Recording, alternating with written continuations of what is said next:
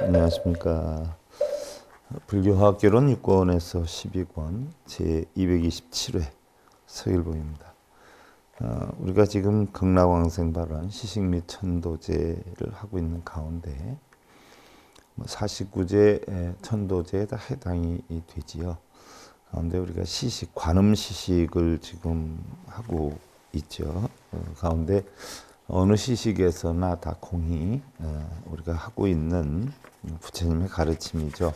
자업연부를 하고 있는데 우리가 지난 시간에 극락세계 10종 장엄, 극락세계 10가지로 이루어져 있다 하는 부분에 이어서 아미타 부처님이 극락세계를 만들 때 48가지 원을 세워서 그것을 성출해서 극락세계를 만들었단 말이죠. 그래서 미타인행 48원에 대해 살펴봤어요.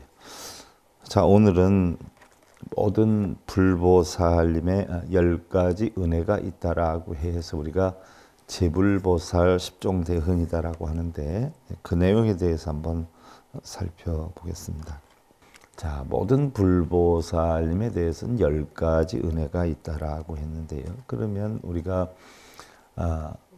보현보살도 10가지 원이 있고요. 또 부모 은중경을 통해서 보면 다생의 부모한테 지은 은혜가 있다라고 하잖아요. 그와 같이 모든 불보살님한테도 10가지 은혜가 있다라고 하는데, 자, 첫째는 발심보피은이에요. 발심보피은이다 하는 것은 깨닫는 마음 널리 편 은혜다라고 했는데, 결국 우리가 깨달은 마음이다, 부처님께서 깨달은 마음이다라고 하는 것은 결국 고통받는 중생들에게 고통을 받지 않는 방법을 가르쳐 주기 위해서 고통받지 않는 방법을 깨달은 것이지요. 이것이 부처님의 깨달은 법을 한마디로 얘기를 하면 연기법이다. 또한 모든 것은 공하기 때문에 연기를 하고, 그러한 것들은 모두 마음에서 일어난다라고 해서 심법이다라고 하는데, 그런 이치를 깨우쳐서 중생들에게 널리 펼쳤다 하는 이야기죠. 그러면 난행고행은이라, 사실 깨달음을 얻기 위해서 서가모니 부처님이 6년 고행을 하셨어요. 6년 고행을 하고 또 필발라서 나무 아래에서 사선 삼통을 하셨단 말이죠. 그러니까 그러한 깨달음을 얻기 위해서 얼마나 많은 고통을, 어려움을 겪었겠느냐 하는 이야기죠. 그래서 고행 난행 실천한 은혜다라고 하는데, 우리가 부모님의 은혜에도 소중한 것이요. 사실 부모님이 한 가정을 꾸려서 그 가정을 책임지고 이끌어 나가기 위해서 얼마나 많은 애를 써요. 더군다나 자식을 낳아서 사실 자식을 키운다라고 하는 것은요, 완전한 자신의 희생이죠. 어머니 아버지가 희생을 해서 하나의 자식을 양성화시켜 나가듯이 부처님 또한 역시 중생들을 위해서 이러한 깨우침을 얻어서 어려움을 겪어서 지내온 고통이 있었기 때문에 그런 난행 고행의 은혜가 있다. 또 일향 미타은이다라고 했어요. 그래서 오로지 부처님께서 깨달음을 얻었는데, 물론 처음에는 당신이 고통의 근원이 어디에서 오는가라고 하는 상황에 대해서 깨우쳤단 말이죠. 그러나 목적의식은 분명히 있었어요.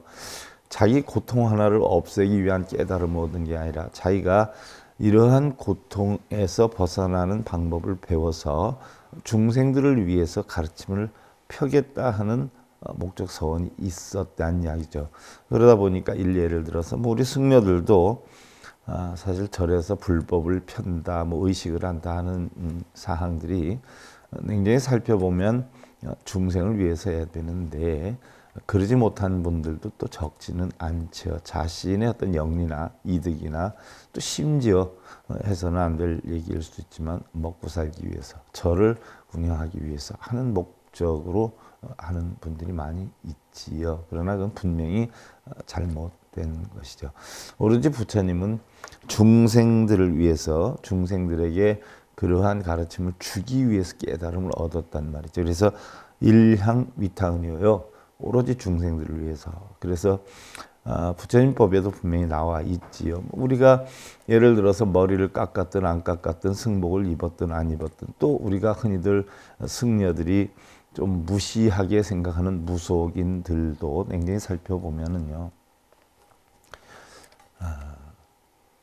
비록 무속인이라 하는 업에 대해서 하고 있다라고 해서 무시를 받는 경향이 굉장히 많지만, 사실은 그러한 업을 가지고 있다라고 하더라도 중생을 위해서, 진정으로 중생을 위해서 살아간다라고 하면 부처님이 될 수가 있어요.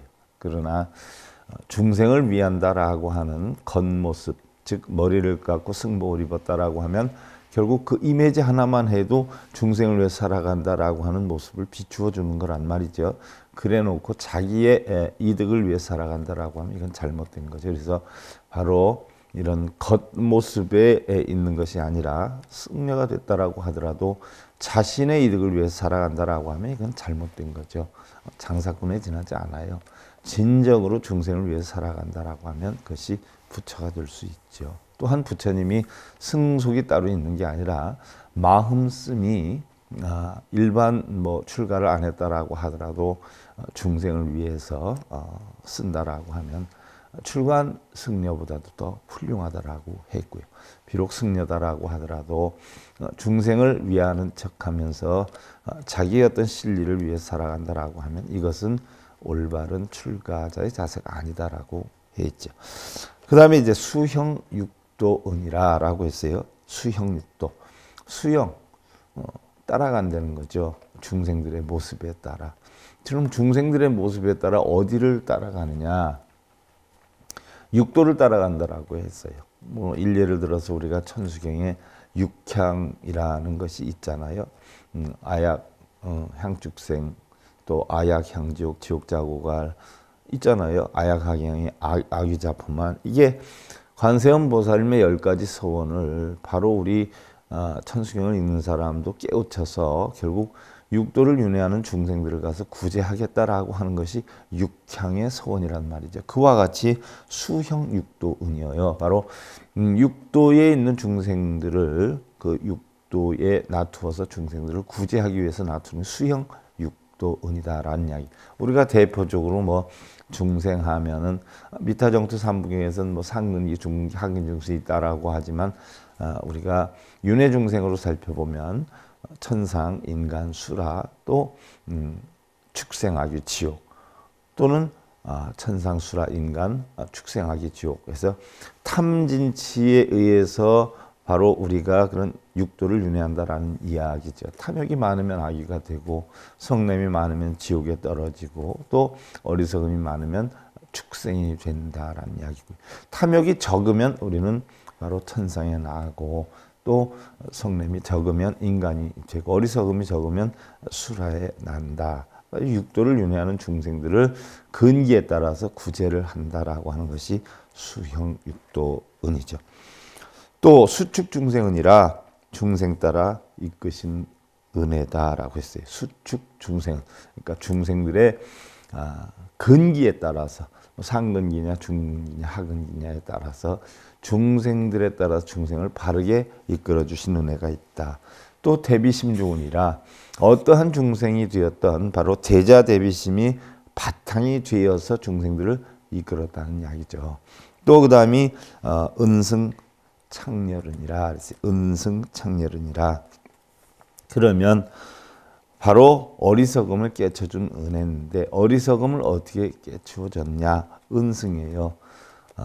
드러내지 않고, 예를 하나 들어서 가정에서도 흔히 있는 일 아니에요. 저도 그 전에 자랄 때 보면 좀 겪었던 일이기도 한 것 같아요.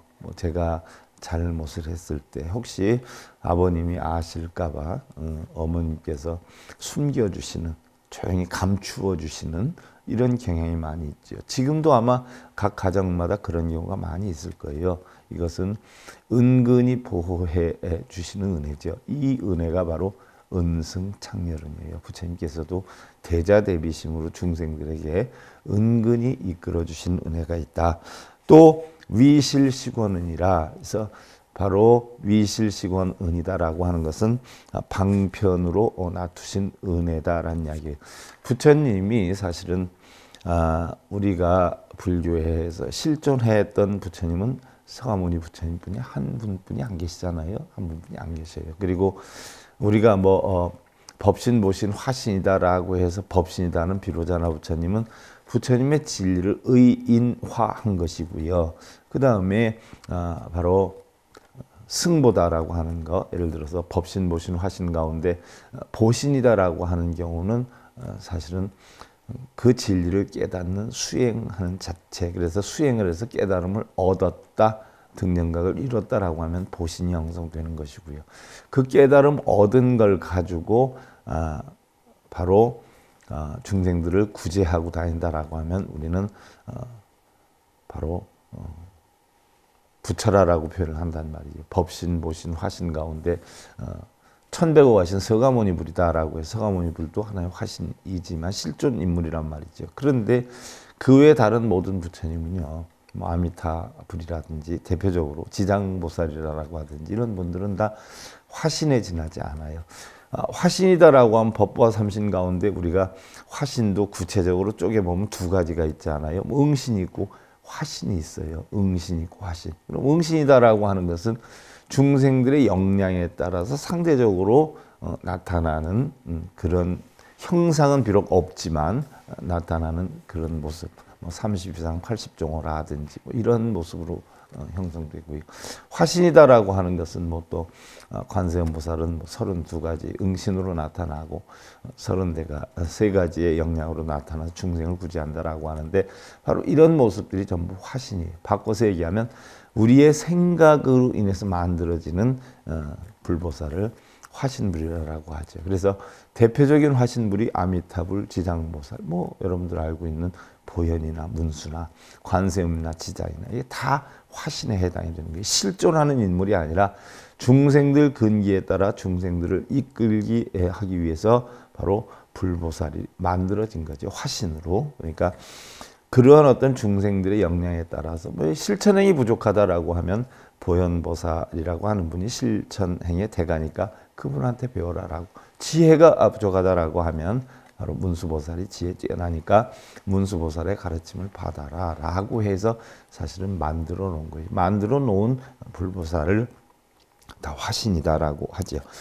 그러한 식으로 방편에 따라서 우리가 쉽게 예를 들면 방편이다라고 하면 흔히들 잘 모르는 분들은 기도 방편, 천도제 방편, 이런 어떤 용어를 방편으로 쓰는 경우가 많은데, 방편이라 하는 것은 한마디로 얘기하면 부처님의 깨우치신 진리, 연기의 이치라든가 세상의 모든 만법은 다 공하다는 이치를 터득시키게 하기 위한 하나의 방법이 방편이에요. 예를 들어서 우리가 부처님의 가피력으로 내가 깨달음을 이루어 나갔다, 아니면 부처님의 가피를 받았다라고 하는데, 사실 부처님의 가피다라고 하는 것은 대부분의 분들이 어떻게 알고 있냐면, 우리가 기도를 열심히 하고 수행을 열심히 하면, 흔히들 수행이다라고 하면 절하고 빌고 쓰고 읽고 이걸 수행으로 알고 있는 줄 아는 분들이 많은데, 우리가 육조 단계에서도 공부를 했고요. 달마선관법에서도 공부를 했어요.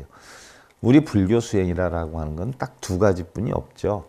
그 두 가지가, 하나는 뭐예요? 모든 만법은 다 공하다는 이치를 터득하는 거고, 두 번째는 너와 내가 없다. 우리는 다 동체다 하는 거. 동체 대비의 이치를 터득하는 거. 우리 불교 수행은 딱 두 가지뿐이 없어요. 그래서 그런 깨달음을 얻게 하기 위한 수행의 방법, 방편, 이것을 방편이라고 하죠. 그래서 흔히들 가피다라고 하면 기도 많이 해서 우리가 독경사경 절을 많이 해서 부처님이 그걸 하다 보면, 우리가 하다 보면 부처님이 뭔가 우리에게 혜택을 주고 어떠한 공덕을 배려해 주고, 또 아니면 부처님의 위신력으로 우리를 보호해 주는 것으로 알고 있는 분들이 많은데 아니죠. 부처님의 위신력이다라고 하는 것은 바로 사지에 해당이 되고요. 사지다 하는 것은 우리가 오법에 대해서 배웠단 말이죠. 오법에 대해서 사지. 또한 18불공법, 이런 것이 부처님의 위신력이에요. 18불공법이라는 것은 심력, 사무소의 삼념주 일대자비심이다. 그래서 18가지의 부처님, 남과 같지 않은 부처님의 힘이다라는 얘기. 그러한 18불공법이 위신력이고, 가피다라고 하는 것은 우리가 보편적으로 몸과 입과 뜻이 있지 않아요? 몸과 입과 뜻이 있는데,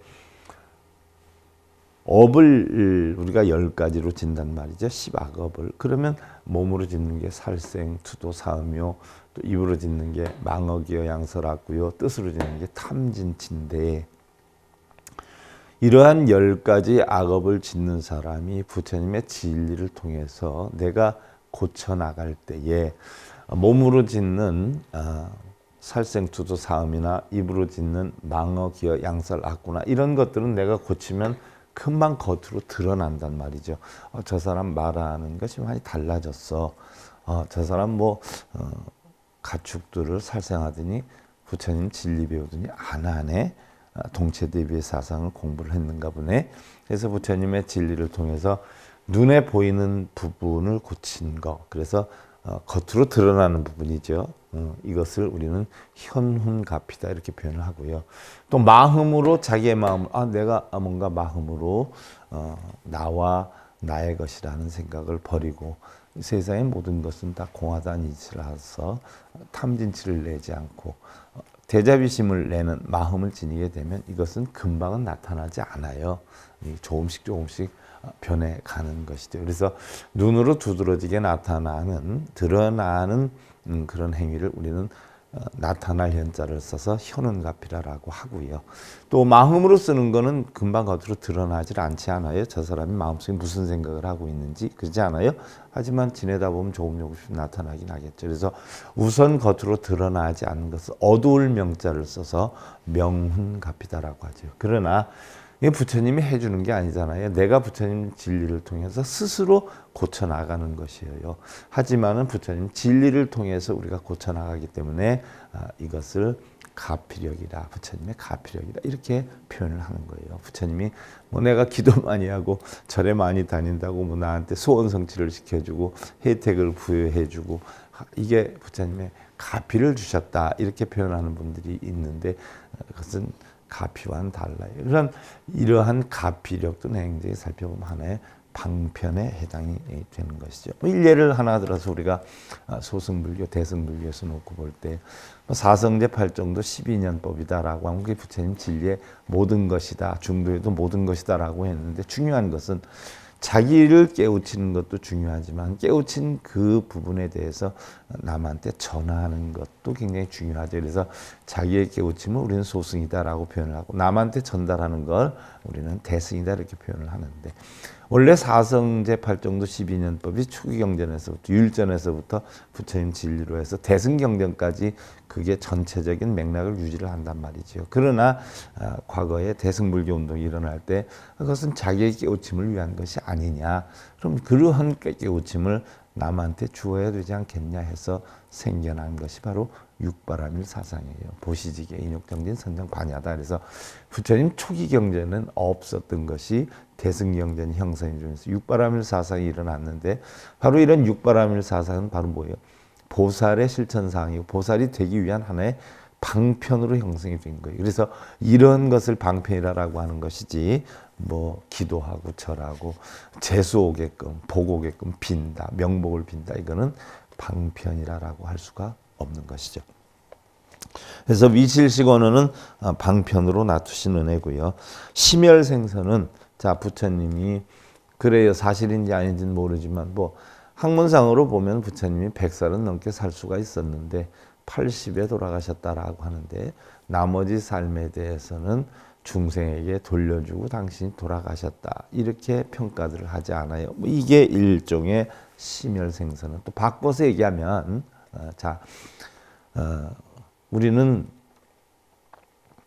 한없이 이 오래 살 걸로 착각을 하고 살죠. 그래서 금강경에 보면 아상, 인상, 중생상, 수자상, 그래서 사상을 버려라라고 했는데 그 수자상에 해당이 되는 대목이죠. 예를 들어서 한없이 오래 살 것처럼 내가 쌓고 모으고 하느라고 얻어지는 그 고통의 상, 이것을 우리가 수자상이다라고 표현을 하는데 부처님도 분명히 돌아가신다는 모습을 보여주기 위해서, 즉 우리는 영원히 생명을 존속해 나갈 수가 없다 하는 이치를 가르쳐 주기 위해서 심혈생선, 바로 죽음으로써, 죽음이라고 하는 것은 어느 누구든지 다 겪는 것이다 하는 이치를 보여주기 위해서 부처님도 열반에 이르셨다라고 하는 설도 있어요. 어떻게 됐든 우리는 모두 생자필멸이잖아요. 태어나면 반드시 죽는단 말이죠. 그러니까 우리는 반드시 죽기 때문에 우리가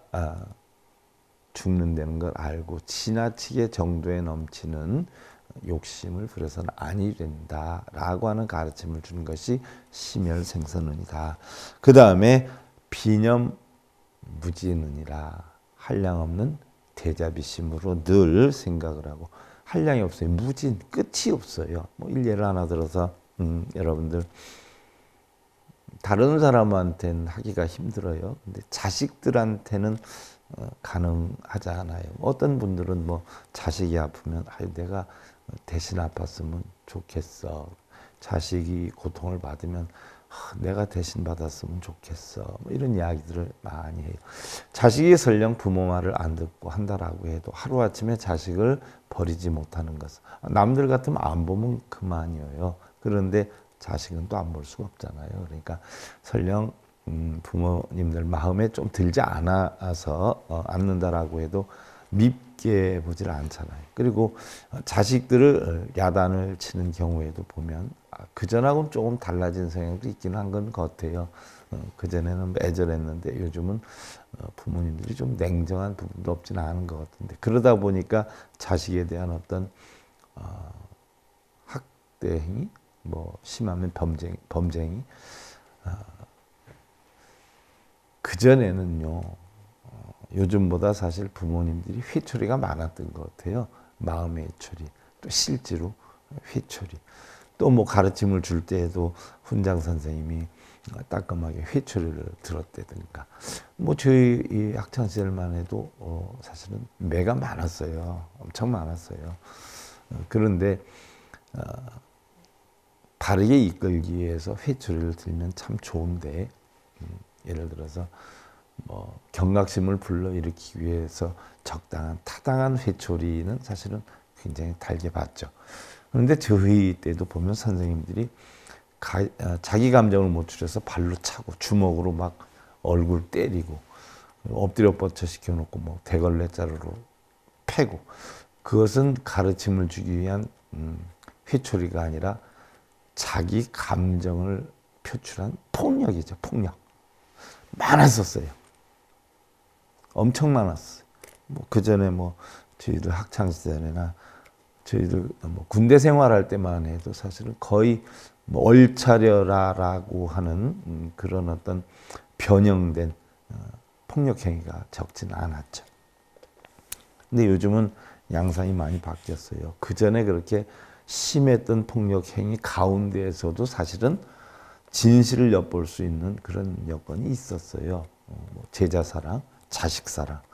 근데 요즘은 뭐 자식한테 야단쳐도 경찰서 가서 조사받아야 되는 이런 상황이 됐어요. 어떻게 보면 좀 아프기도 하지만 어떻게 보면 어른들이 될 만한 자격을 갖추지 않고 그냥 시간의 흐름이나 나이의 어떤 여건에 따라서 그냥 준비 없이 부모 된 사람이나 또 그냥 글자 공부해가지고 선생님이 된 사람이 사실은 굉장히 많다라는 생각이에요. 그래서 정말 사랑하는 마음으로 자식을 이끌거나 제자를 이끄는 게 아니라 자기의 감정을 다스리지 못해서 폭력 행위를 하는 이런 선생님들이 굉장히 많은 것 같아요. 그래서 옛날에 비하면 옛날에는 스승님, 선생님 그랬는데 제가 봐도 물론 다 그런 건 아니겠지만 그냥 먼저 태어나서 글자 파는 장사꾼, 이게 난 선생이다 이렇게 보는 사고관이 많이 형성이 된 것 같아요. 그냥 글자 파는 장사꾼, 장사꾼에 지나지 않는 그런 성품을 지닌 선생님들이 너무 많아요. 그 전에 저희 배울 때는 선생님이 그런 말씀을 하십니다. 선생님은 절대적으로 정장을 해야 되고 넥타이를 매야 되고 여자도 정장을 해야 되고 머리카락이 3개 이상 흩날리면 선생이 자세가 아니다라고 했어요. 근데 요즘은 선생인지 조폭인지 깡패인지 구분을 못 하잖아요. 청바지 질질 끌고 다니고. 여자 선생님들이라고 하는 게 팬티가 보일동말동하고 핫팬츠 같은 거, 미니스커트 입고 다니고. 과연 그게 유흥업소 출근하는 건지 학교에 출근하는지 모를 정도의 선생님들이 너무 많아요. 그전에 안 그랬어요. 머리카락 3개 이상 흩날리면 선생으로서의 자격이 안 돼 있다. 마음의 자세가 안 돼 있다. 이렇게 평가를 했단 말이죠. 그러니까 사실은 제2의 부모로서 섬겼는데 요즘은 그냥 장사꾼인 이런 선생님들이 많아요. 그러면서도 선생의 대우를 안 해준다. 선생을 무시한다. 이런 분들이 참 많은데 가슴에 손을 얹고 과연 자기가 선생의 자격이 있는지 부모의 자격이 있는지부터 살펴봐야 되겠죠. 그래서 바로 비념무진운이라는 것은 대자대비한 마음으로 제자나 중생들에게 자식에게 하듯이 한량없는 대자유심을 갖는 거죠. 그래서 야단을 쳐도 정말 사랑하기 때문에 이끌기 위해서 야단을 치는 이런 마음을 지녔다. 그래서 부처님께서 하신 말씀이 중생을 바로 내 외동아들을 생각하듯이 생각하고 중생을 이끌어야 된다라고 했던 것이죠. 이것이 부처님의 제불보살, 불보살의 10가지 은혜가 되는 것이고. 다음 이제 보현보살 10종대원인데요. 보현보살 10종대원은 제가 수도 없이 여러분들한테 가르침을 줬어요. 보현행원품에서도 역시 했고요. 또 뭐 천수경 할 때, 달마대사 선관법 할 때, 불교학개론 할 때 뭐 수도 없이 했어요. 간단하게. 자, 보현보살은 부처님이 깨달음을 얻어서 제일 먼저 설정해 놓은 분이에요. 제일 먼저. 그리고 3주차에 부처님 화엄경설 하실 때 1차에 비로자나법신을 만들었고 2차에 문수보살을 만들었지 않았어요. 근데 그 비로자나 문수보살을 만들기 이전에 당신이 깨우침을 얻어보니까 이게 아무리 지혜가 있고 생각이 있다 해도 실천하지 않으면 아니 되겠구나. 스스로의 실천이 필요하구나 해서 당신의 스스로의 실천행을 보현보살을 등장을 시키면서 만들었죠. 그러면 이게 대방망불 화엄경, 입부사해탈경계의 보현행원품에 나오는 대목이기도 한데, 그럼 우리가 지혜를 끼쳐서 깨달음을 얻는 방법이 있고요. 실천행을 해서 깨달음을 얻는 방법이 있는데, 바로 달마대사도 우리가 깨달음을 얻기 위해서 이입론과 행입론을 주장했단 말이죠. 이입론은 이치를 깨닫는 것이고 행입론은 실천행을 깨닫는 거란 말이죠. 부처님도 똑같이 이치를 깨닫는 문수보살을 세워놨고 행으로 깨닫는 보현보살을 세워놨어요. 그래서 실천행이 부족한 사람은 보현보살의 행원을 배우고 지혜가 없는 사람은 문수보살의 지혜를 배우라라고 해서 만들어온 하나의 화연이긴 하지만, 그럼 보현보살이 보현행원품의 53 선지식을 차례로 만나면서 마지막에 보현보살을 만나가지고 깨달음을 얻게 된단 말이죠. 선제동자가.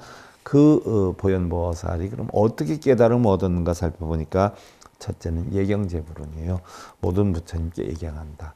부처님께 예경한다 해서 우리가 뭐 절에 있는 불상을 얘기하는 게 아니라 사실은 절에 있는 불상에 우리가 배워서 실제로는 가정에 있는 부처, 부모, 형제, 부부, 자식, 부처에게 공경하는 걸 배우고, 칭찬열애원, 똑같은 말을 하더라도 상대방이 칭찬을 하는 말을 하고, 광수공양은 아낌없이 널리 베풀어 주는 것이고요. 참적장은 나쁜 일을 참회를 하고, 우리는 다 자신의 잘못을 못 봐요. 상대방 잘못뿐이 못 본단 말이죠. 그러나 상대방 잘못을 보기 이전에 자신의 잘못을 먼저 봐라 하는 이야기죠.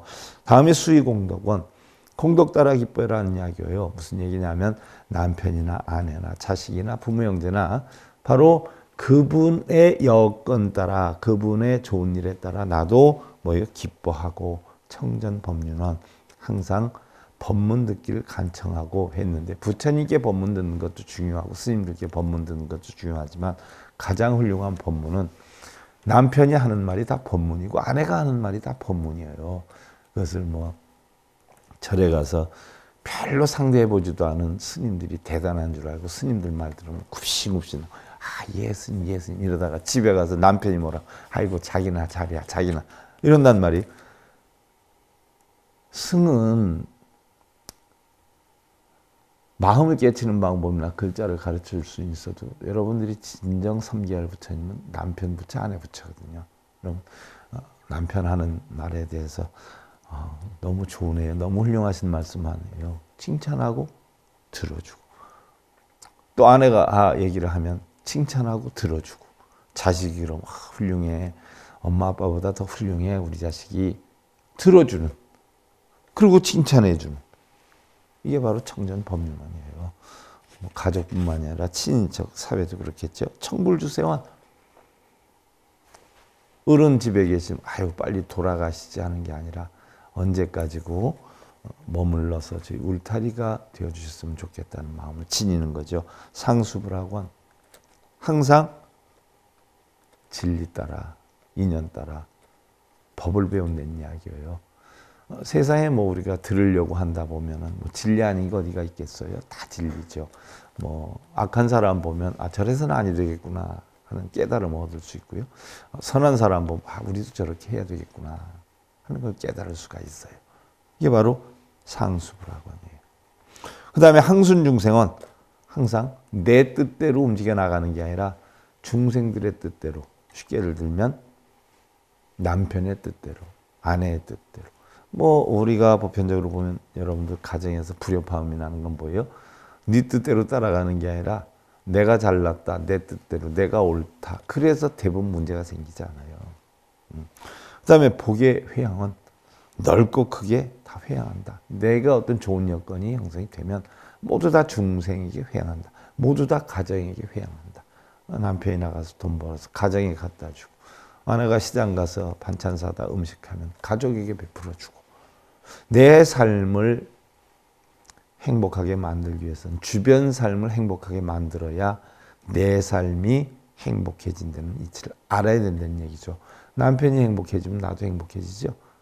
내가 행복하려면 먼저 너를 행복하게 해줘야 돼요. 내가 존경받으려면 먼저 너를 존경해야 된단 말이죠. 그러니까 조금이라도 무슨 좋은 여건이 있으면 다 널리 회양하겠다. 10가지 보현보살 10종 대원이에요. 자, 장엄연보례에서 우리가 영가님을 초빙해가지고 이런 이치를 영가님께 전달을 해주고 있는 거예요. 그래서 영가님한테 무조건 극락응생 하십시오, 극락응생 하십시오 하는 것이 아니라 바로 이런 부처님의 가르침을 전해서 영가님 스스로 영혼이 있다면 이러한 가르침을 배워 스스로 탐진치를 없애고 이렇게 지내야 되겠구나. 원한이나 애정예욕이나 혹시 이때면 다 버려버리면 그 자체가 정토에 가는 근원이 된단 말이죠. 자, 다음 시간에 장엄연불에 또 서가열의 팔상공부를 해보고요. 오늘 227회차 서일봉이었습니다. 감사드립니다.